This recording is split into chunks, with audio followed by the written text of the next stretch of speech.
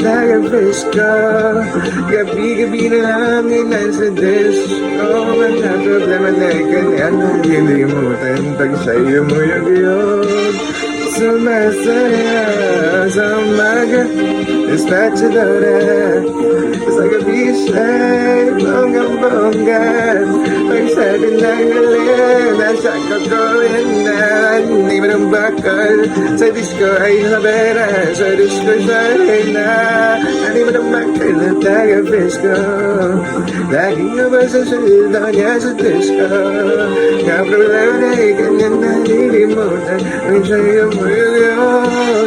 Sumasaya sa umaga, dispatchadora.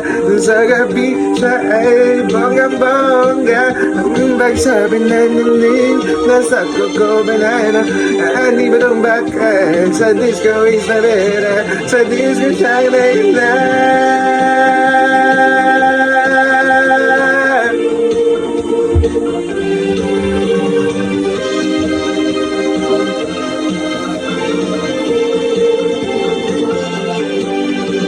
Umaga, dispatchadora. Sa gabi siya'y bonggang-bongga.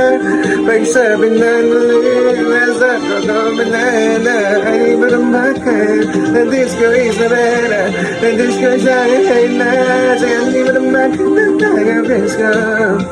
Bigla na lang natanggal sa trabaho. Nga problema na lahat lang sinatingan. Di tayo mo yung sumasaya sa umaga, dispatchadora.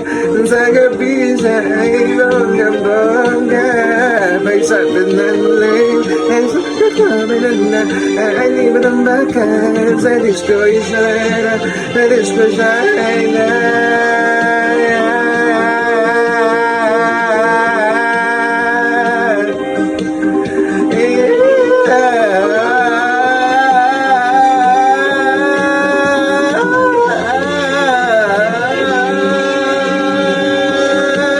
Dispatchadora. Sa gabi siya ay bonggang-bongga. Sabi na nalim nasa Coco Banana. Ani ba ng bakal disco Isabela. Oh, pero siyang reyna.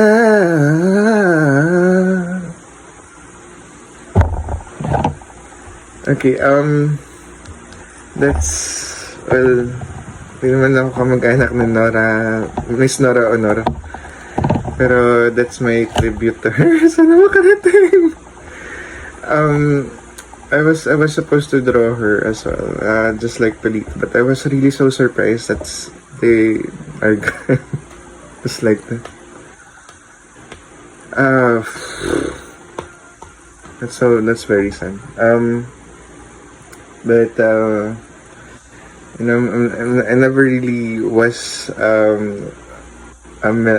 I was never born in the time of her prime, so I knew her differently from how people knew her back then. But in her prime, I rewatched some of her movies and she's truly magnificent talaga. So my heart goes out to you guys.